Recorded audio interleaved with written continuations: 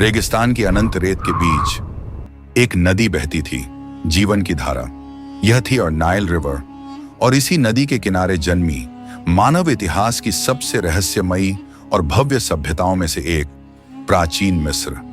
हजारों साल पहले जब दुनिया के कई हिस्से अभी विकास के प्रारंभिक चरण में थे, तब मिस्र के लोग कृषि, गणित, वास्तुकला, चिकित्सा और धर्म में अद्भुत प्रगति कर चुके थे। पिरामिड, इंजीनियरिंग का चमत्कार।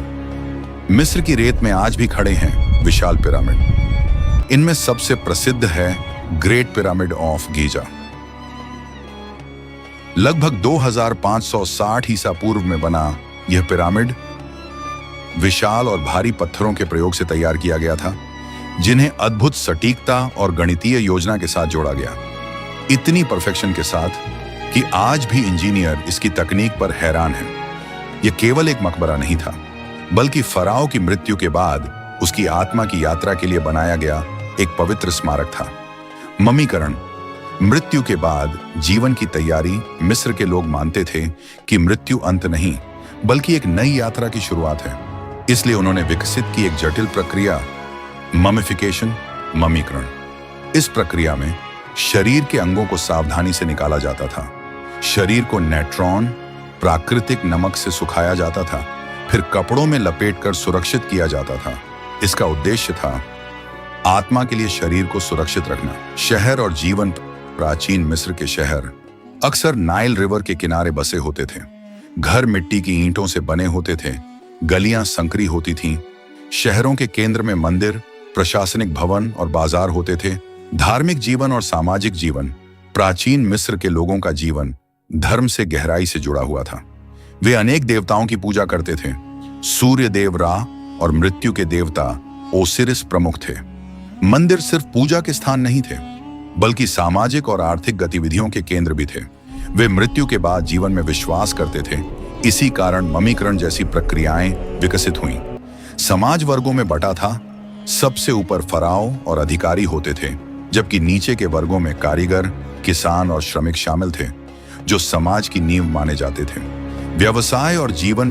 प्राचीन मिस्र का जीवन विभिन्न व्यवसायों पर आधारित था। प्राचीन मिस्र में किसान, कारीगर, लेखक, स्क्राइब्स, चिकित्सक और नाविक जैसे कई व्यवसाय थे। हर एक की अपनी महत्वपूर्ण भूमिका थी। मिस्र के लोगों का मुख्य व्यवसाय खेती था। वे गेहूं, जौ, सब्जियां और अलसी जैसी फसलों की खेती करते थे। कारीगर अपने कौशल से आभूषण और सुंदर वस्तुएं बनाते थे, जबकि लेखक, स्क्राइब्स प्रशासन और धर्म से जुड़ा ज्ञान लिखित रूप में सुरक्षित रखते थे। और यही लोग मिलकर चलाते थे एक सुव्यवस्थित समाज, जहां हर कार्य का एक उद्देश्य था। व्यापार और अर्थव्यवस्था। नाइल रिवर सिर्फ एक नदी नहीं थी, बल्कि मिस्र की जीवन रेखा और व्यापार का मुख्य मार्ग थी। इसी के माध्यम से मिस्र ने दूर दराज सभ्यताओं से अपने संबंध बनाए। नावों से भरे कारवां पानी के रास्तों पर लगातार चलते रहते थे। वे निर्यात करते थे अनाज, पपीरस और सोना, और आयात करते थे लकड़ी, मसाले और कीमती पत्थर। इस व्यापार ने न केवल समृद्धि बढ़ाई, बल्कि मिस्र को एक शक्तिशाली सभ्यता में बदल दिया। चिकित्सा। आश्चर्यजनक ज्ञान। मिस्र के चिकित्सक अपने समय से कहीं आगे थे।